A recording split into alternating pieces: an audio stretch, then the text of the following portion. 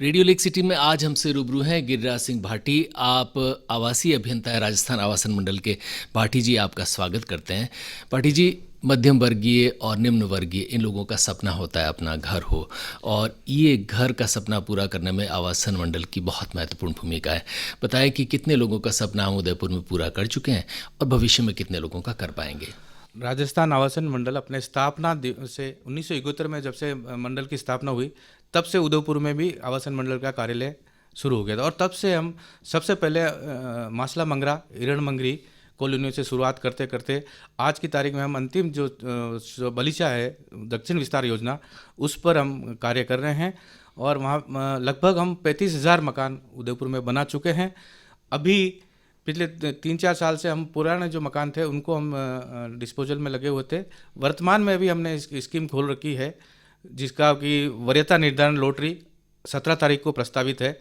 उसमें हमारा अभी जो हमने स्कीम खोली थी उसे बहुत ही अच्छा रेस्पॉन्स आया है। और उदयपुर वर्त में लगभग 500 मकानों की जो स्कीम खोली थी उसमें उदयपुर के अंदर प्रॉपर उदयपुर में लगभग उदयपुर और भिंडर मिला के लगभग 200 मकान है। उसके अंदर हमारे लगभग 1200 रजिस्ट्रेशन प्राप्त हुए हैं और जिसकी लॉटरी हम कलेक्टर साहब के प्रतिनिधि की उपस्थिति में दिनांक 17 तारीख को बोली जाएगी। और मंडल का उद्देश्य शुरू से ही अल्प आय वर्ग और आर्थिक दृष्टि से कमजोर आय वर्ग पे रहा है। हमने लगभग जो मकान निर्मित किए हैं उसमें 80% जो मकान है वो अल्प आय वर्ग और निम्न आय वर्ग के व्यक्तियों के लिए बनाए हैं। भाटी जी, ये जो योजना बता रहे थे जिसमें 17 तारीख को लॉटरी निकलेगी, इसके बारे में थोड़ा सा विस्तार से बताएं। और ये बताएं कि अभी भी कोई व्यक्ति चाहे तो क्या आवेदन कर सकता है या आवेदन की तिथि जा चुकी है? नहीं, आवेदन की तिथि तो निकल चुकी है। अब जो हमारे पास जो एप्लीकेशन आई उसकी स्क्रूटनी करने के बाद विभिन्न हमारी जो 9 श्रेणियाँ हैं जिसमें वैतनिक से लगा करके सैनिकों की विधवा से लगा करके और अंतिम जो शारीरिक विकलांग है उन सब के लिए राज्य सरकार ने एक कोटा निर्धारित किया हुआ। उस कोटे के अनुसार अब इनकी वृत्तियाँ निर्धारण करेंगे और जितने मकान हैं उन लोगों को हम सक्सेसफुल कर देंगे और बाकी का जो है जमा राशि हम तुरंत ही वापस लौटा देंगे। भाटी जी, इसके अलावा कोई ऐसी योजना जो इन दिनों हो या आने वाली हो जिसके बारे में हमारे श्रोताओं को आप बताएंगे? पानेर की मादली जो हमारी सेक्टर 7 की जो योजना है उस वहाँ पे एक 1500 लगभग 150 बीघा ज़मीन जो है आने वाली है। हमारे किसानों से भी जो एक्विजिशन थी काफ़ी लंबे समय से था। हमारे जो आवासन आयुक्त महोदय श्री पवन कुमार जी अरोड़ा ने उन्होंने स्पेशली इस पर ध्यान दिया है और अधिकतर जब इसमें मुआवजे के रूप में ज़मीन के बदले ज़मीन हम दे रहे हैं तो लगभग 70% लोगों को ज़मीन के बदले ज़मीन दी जाएगी। 30% जो लोग हैं उनका हमारे वहाँ पे मुख्यालय स्तर पर चल रहा है और शीघ्र उनको दे करके वहाँ पे एक बहुत ही बड़ी वृहद योजना शुरू होने वाली है जिसमें लगभग 2000 मकान बनाए जा सकेंगे। ये थोड़ा सा विस्तार से बताएं, इस योजना के बारे में आपकी परिकल्पना क्या है? हमारा तो शुरू से जैसे मैं नौकरी लगा हूँ तब से हमारा सपना था कि ये स्कीम पर किसी न किसी कारण से कभी किसानों की तरफ से एजिटेशन, कभी कोर्ट केस की वजह से, कभी मंडल की तरफ से कुछ न कुछ अड़चन आती रही और अब जाकर के ये लगभग 25 सालों से इस पर मंडल भी कार्यरत था पर किसी न किसी कारण से नहीं हो पाई। पर अब ये शीघ्र शुरू होने वाली है और ये हमारा भी सपना है और जनता है उनका भी, क्योंकि सिटी के बीच में प्राइम लोकेशन पे ज़मीन होने से अधिकतर लोगों का चाहते हैं कि वहाँ पे हमें मकान मिले और हमारी कोशिश रहेगी कि अधिक से अधिक लोगों को लाभान्वित करें। उसके लिए हमारे वर्टिकल मूवमेंट भी कर रहे हैं। हम आजकल जो है मल्टी स्टोरी बिल्डिंग बनाने की कोशिश करें ताकि अधिक से अधिक लोगों को प्राइम लोकेशन पर मकान का सपना पूरा हो सके। भाटी जी, अंदाजन कितने मकान आप इस योजना के तहत बना सकते हैं? लगभग 2 से 2,500 मकान बन जाएंगे। यानी ये एक बहुत बड़ी योजना है। रेडियो लेक सिटी में आज रूबरू है हमसे राजस्थान आवासन मंडल के आवासीय अभियंता गिरिराज सिंह भाटी। भाटी जी, जो हमने बात की खास तौर पे आवासीय योजनाओं की, लेकिन आवासन मंडल और भी बहुत सारे कार्य करता है।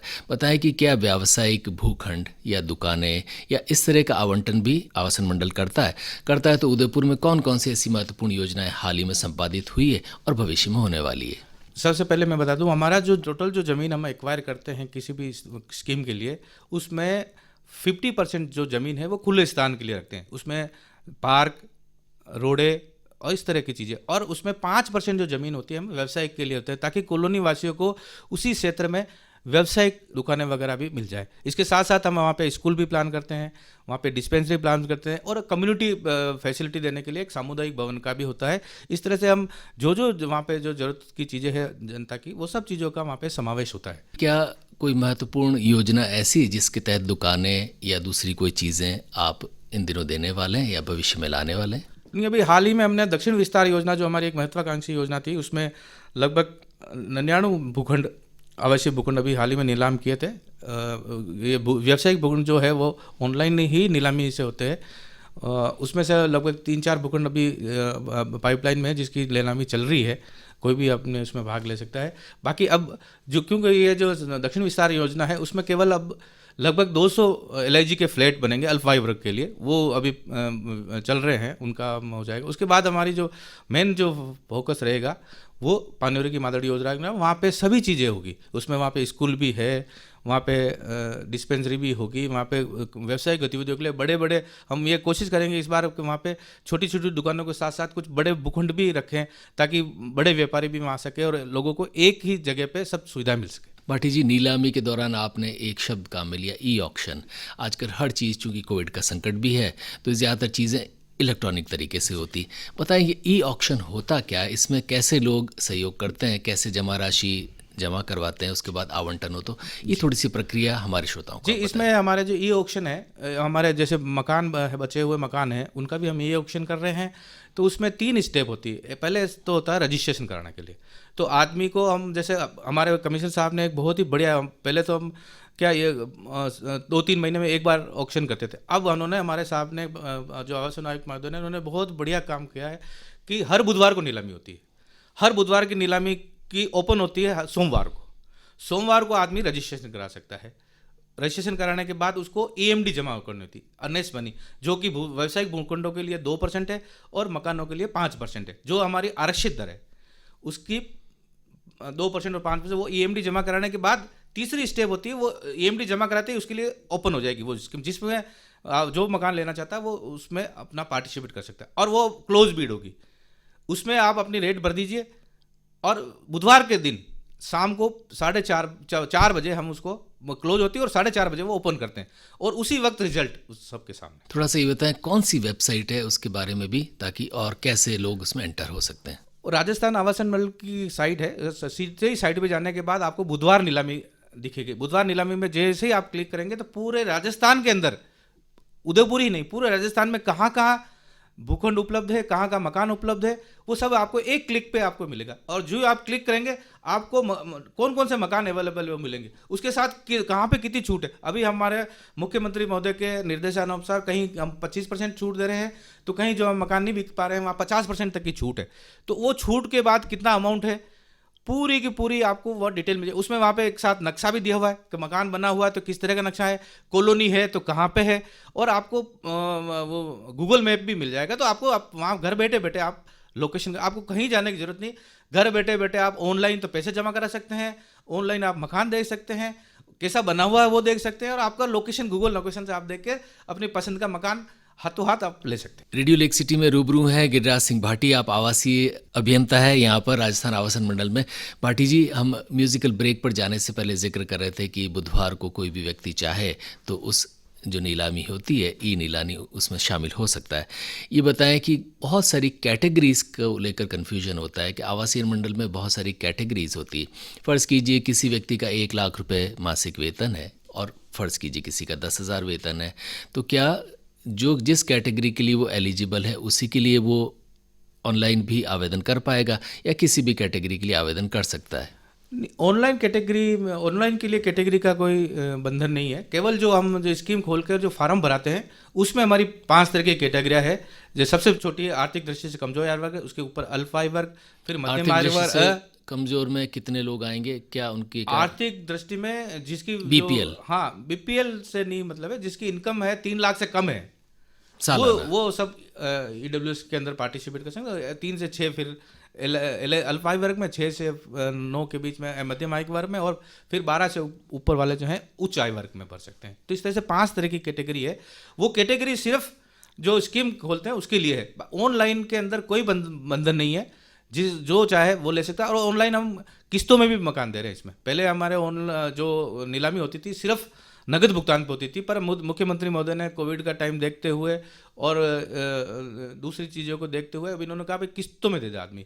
और किस्त में अभी जिन्होंने भी मकान ऑनलाइन में भी किसी ने पहले ले लिया है, चाहे आज के 22 मार्च से पहले या 15 मार्च से पहले अगर किसी ने लिया और किसी कारण से पैसे जमा नहीं करा पाए, तो उनको राज्य सरकार ने और हमारे आवासन आयुक्त महोदय ने 31 दिसंबर तक छूट दी है। उसमें किसी तरह का ब्याज नहीं लगेगा, कोई एक्स्ट्रा चार्ज नहीं लगते। वो जो मूल जो कीमत थी वो 31 दिसंबर जमा करा कर अभी भी जिसने ऑनलाइन में पहले नहीं ले पाया वो मकान ले सकता है। पाठी जी, वे व्यक्ति, ऐसा माना जाता है कि वे व्यक्ति जिसको मकान आवंटन हो गया है, फ़र्ज़ कीजिए किसी कारण से वो उसकी किश्तें जमा ना करवा पाए हो, या वे चाहें कि अब इसकी उन्हें ज़रूरत नहीं है, या कोई आर्थिक दिक्कत आ गई हो, किसी दूसरे व्यक्ति को बेचना चाहें, तो क्या ये संभव हो पाता है? हाँ, बेचना तो शुरू से ही है, कभी भी आदमी बेच सकता है। पर राज्य सरकार ने और हमारे आपने बहुत ही अच्छा सवाल किया, अभी श्रोताओं को सबको पता चले, अभी जो हमारे मकान है EWS और LIG, जिसको हम आर्थिक दृष्टि से कमजोर या अल्पा आय वर्ग के, उसको किस्तों के अंदर जो ब्याज लगता है, किस्तों के ऊपर ब्याज, उस पर 100% छूट है 31 दिसंबर तक। और मध्यम आय वर्ग और उच्च आय वर्ग के जो मकान है उस पर किस्तों के ब्याज पर 50% की छूट है। और इसका लाभ लेकर के कोई भी 31 तारीख तक अपनी राशि जमा कर सकता है। रेडियो लेक सिटी में आज हमसे रूबरू हैं गिरिराज सिंह भाटी। आप आवासीय अभियंता हैं राजस्थान आवासन मंडल में। भाटी जी, आवासन मंडल के मकानों को लेकर कुछ शिकायतें आम हैं। उनमें से पहली शिकायत आती है उनकी गुणवत्ता की, कि उनमें जो निर्माण किया गया है उसकी सामग्री अच्छी नहीं है, या निर्माण के अंदर जो चीज़ इस्तेमाल की गई वो भी अच्छी नहीं है। तो ये गुणवत्ता को लेकर जो प्रश्न चिन्ह खड़े होते हैं, उनको लेकर आपका क्या विचार है, और अगर ऐसी कोई परेशानी आती है तो उसे आप कैसे सुलटाते हैं? बिल्कुल सही है। पहले हमारी ये 2015 से पहले कुछ ऐसी शिकायतें थी वास्तव में कुछ जगह पे, और बड़े वृहद स्तर पे मकान बनते हैं तो कहीं कहीं छोटी मोटी कमियां रह जाती है, तो उसको हम तत्परता से उनको करते हैं। पर 2015 के बाद राज्य सरकार ने और हमारे प्रशासन ने एक थर्ड पार्टी इंस्पेक्शन रख लिया है। हमारे साथ साथ एक तृतीय पक्ष निरीक्षण करेगा, जो उसमें गुणवत्ता की गारंटी रहेगी। हमारी तरफ से भी और हमारे कमिश्नर साहब के जो हमने आजकल हम ऑनलाइन गुणवत्ता के भी चेक करते हैं और तृतीय पक्ष के भी नमूने ले सकते हैं। और जनता के भी अब हमने ये जो अभी जो नई स्कीम खोल रहे हैं उसमें देख रेख योजना हमने शुरू करी है कि हम वरीयता निर्धारण, मकान शुरू होने से पहले वरीयता निर्धारण कर देंगे, उसके बाद व्यक्ति अपना मकान लॉटरी पहले कर देंगे ताकि अपना मकान देख सकते हैं, अपनी देख रेख में देख कर सकते हैं। और तृतीय पक्ष निरीक्षण होने से गुणवत्ता के लिए पूरी, और हमारा भी प्रयास है कि अच्छे से अच्छे गुणवत्तापूर्ण मकान जनता को मिले। फ़र्ज़ कीजिए कोई व्यक्ति जो मकान में रह रहा है, उसे ये अभी शिफ्ट हुआ है, उसे ऐसी शिकायतें, वो क्या करें? उसके लिए अब हम तो जब भी शिकायत हमारे पास आती है तो हम उसको तुरंत ठीक करने की प्रयास करते हैं। और भाटी जी, बहुत सारे लोगों के ज़माने में शिकायतें आया करती थी कि जो डिज़ाइन फिक्स्ड है मकानों की, उसमें फेरबदल रद्दोबदल संभव नहीं हो पाती या उसकी अनुमति नहीं हो पाती। क्या ये चीज़ अभी भी है? और अगर है तो कोई व्यक्ति अगर उसमें रद्दोबदल करना चाहे तो उसे क्या करना पड़ेगा?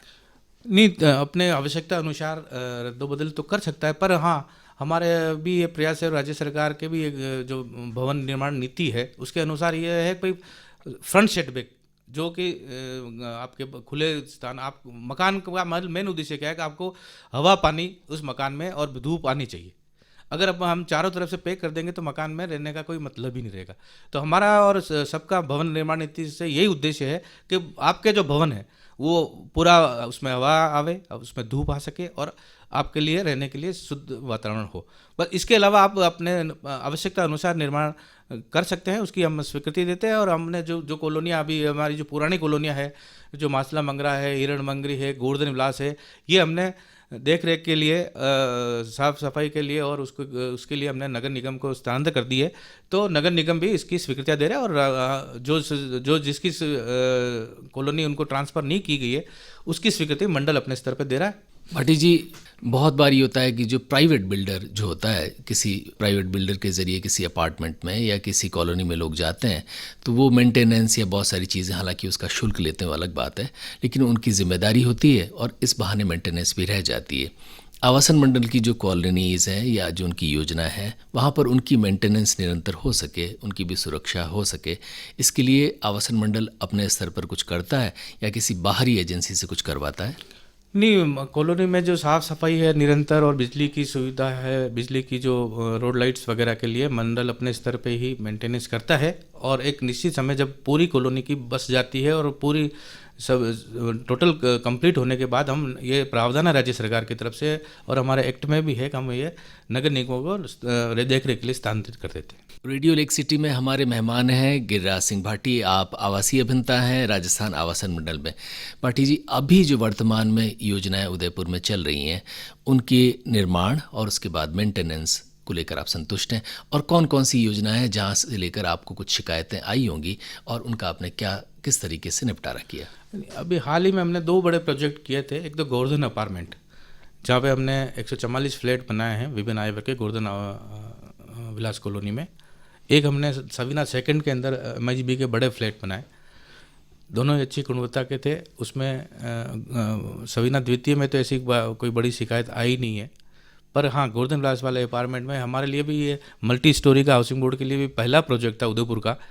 तो उसमें कुछ सैनिटरी के बारे में जो है उसमें कुछ कमियां रह गई थी, तो हम उसकी पूरी कोशिश कर रहे हैं। जो भी शिकायत आती है तो उसको ठीक करने की कोशिश कर रहे हैं। वो हमारी बहुत ही अच्छी कॉलोनी हो गई है।